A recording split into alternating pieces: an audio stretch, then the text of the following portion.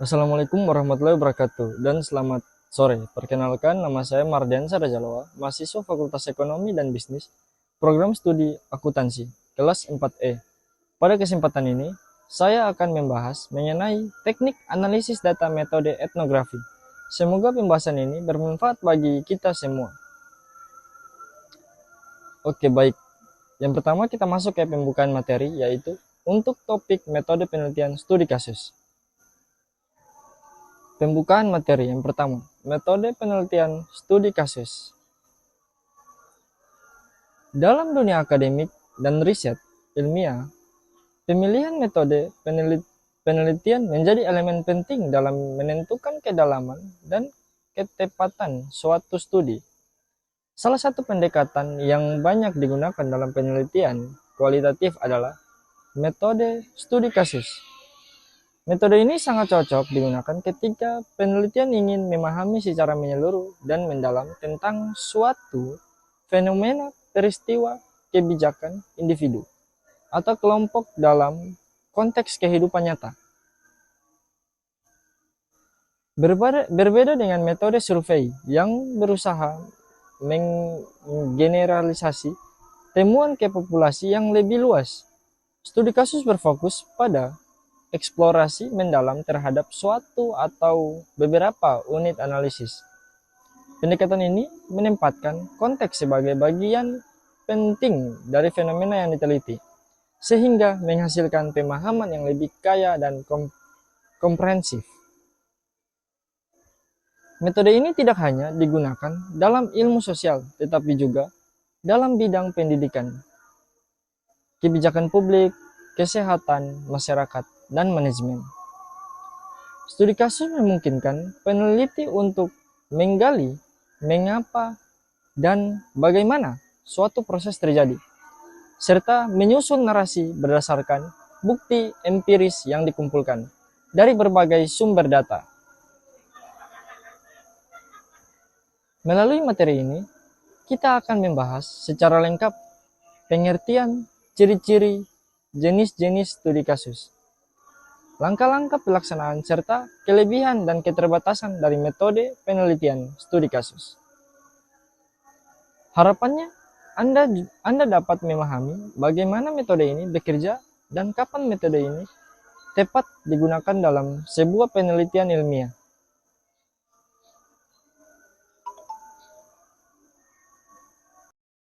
Oke, sekarang metode penelitian studi kasus. Yang pertama, pengertian studi kasus. Metode studi kasus adalah pendekatan penelitian kualitatif yang mendalam, terfokus pada satu objek tertentu. Bisa berupa individu, kelompok, institusi, peristiwa, atau program dalam konteks kehidupan nyata.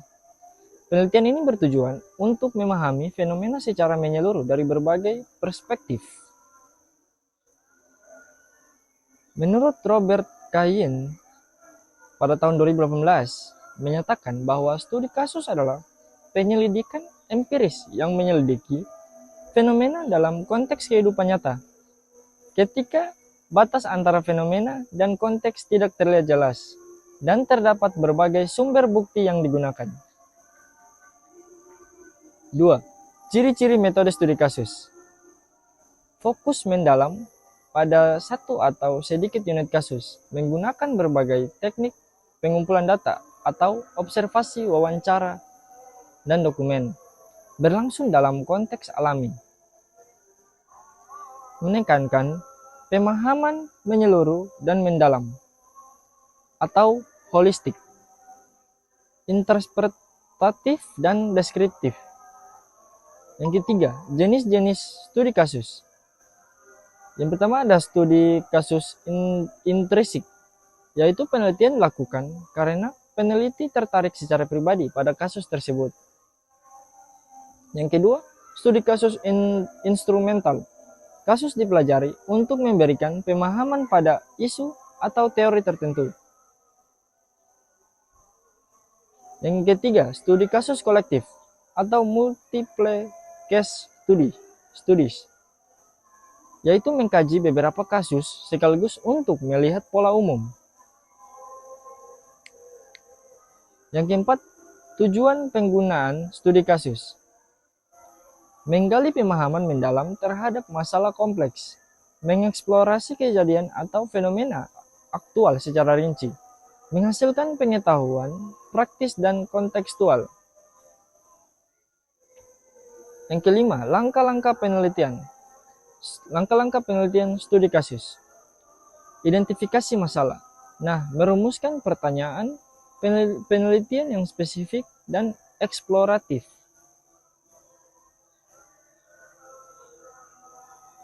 Pemilihan kasus. Kasus dipilih berdasarkan relevansi, keterwakilan, dan potensi untuk memberikan wawasan mendalam. Pengumpulan data. Nah, di sini menggunakan wawancara mendalam, observasi langsung, dokumentasi dan arsip, studi literatur, analisis data, redukasi data menyaring, informasi penting, display data, menyajikan data dalam bentuk narasi atau visual, penarikan kesimpulan, menyusun interpretasi berdasarkan temuan, penyajian hasil. Nah, disajikan dalam bentuk narasi deskriptif yang terstruktur, lengkap dengan interpretasi dan kutipan langsung dari informan. Itu jika ada. Kelebihan metode studi kasus: mampu menggali informasi secara mendalam, kontekstual sesuai dengan realitas sosial, cocok untuk menjawab pertanyaan mengapa dan bagaimana.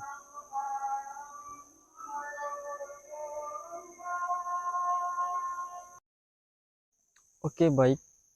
Kita dapat menarik kesimpulan, yaitu metode studi kasus merupakan pendekatan penelitian yang fokus pada pendalaman terhadap suatu unit atau fenomena tertentu dalam konteks kehidupan nyata. Metode ini sangat efektif digunakan untuk memahami kasus-kasus unik, kompleks, dan kontekstual yang tidak dapat dijelaskan hanya dengan data kuantitatif. Dengan memanfaatkan sebagai teknik pengumpulan data seperti wawancara, observasi, dan dokumentasi, studi kasus memungkinkan peneliti memperoleh gambaran menyeluruh dan mendalam mengenai objek penelitian. Meskipun memiliki kelemahan seperti keterbatasan dalam generalisasi dan potensi subjektivitas, kekuatan utama metode ini terletak pada kemampuannya dalam mengeksplorasi makna, hubungan, serta dinamika sosial secara mendetail. Oleh karena itu, studi kasus sangat relevan digunakan dalam ilmu sosial, pendidikan, kesehatan, dan kebijakan publik, terutama ketika tujuan penelitian adalah untuk memahami proses dan konteks suatu fenomena secara menyeluruh. Oke, terima kasih. Itulah kesimpulan yang bisa dapat saya berikan. Terima kasih telah menonton video ini. Jangan lupa di like, komen, dan subscribe. Sampai jumpa lagi di video-video selanjutnya. Terima kasih. Wassalamualaikum warahmatullahi wabarakatuh. Yang ketujuh, keterbatasan metode studi kasus. Nah, di sini hasilnya sulit digeneralisasikan. Rentan terhadap subjektif peneliti, membutuhkan waktu dan proses panjang. Yang ke-8, validitas dan reliabilitas mendalam studi kasus. Untuk menjaga kualitas terregulasi data, menggunakan sebagai sumber data, audit trail, dokumentasi proses penelitian, member checking, meminta responden meninjau kembali hasil wawancara, peer debriefing, diskusi hasil dengan sesama peneliti. Yang ke-9, contoh penerapan studi kasus. Studi kasus pada sistem pelaporan keuangan desa, penelitian tentang perilaku konsumen dalam satu komunitas tertentu. Evaluasi kinerja kebijakan publik di suatu daerah. Berikut adalah contoh penutup materi untuk topik ini. Metode penelitian studi kasus.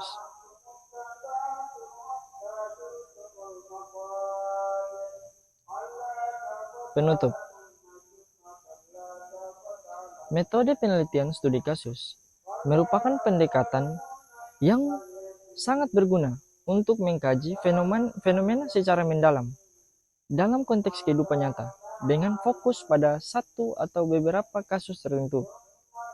Metode ini memberikan pemahaman yang kaya dan detail terhadap berbagai aspek yang tidak bisa dijangkau oleh metode kuantitatif semata. Namun, penting untuk diingat bahwa studi kasus bukan tanpa kelemahan, keterbatasan dalam generalisasi, potensi subjektivitas, serta ketergantungan pada kualitas data yang dikumpulkan menjadi tantangan tersendiri bagi peneliti. Oleh karena itu, pelaksanaan studi kasus memerlukan perencanaan yang matang, kejelasan dalam desain penelitian, dan ketelitian dalam analisis data. Dengan memahami langkah-langkah pelaksanaan, jenis-jenis studi kasus, serta kelebihan dan kekurangannya, diharapkan mahasiswa atau peneliti dapat memilih dan menerapkan metode ini secara tepat sesuai dengan tujuan dan karakteristik penelitian yang dilakukan. Akhirnya, studi kasus bukan hanya sekedar metode, tetapi juga sebuah jendela untuk memahami kompleksitas realitas sosial secara mendalam.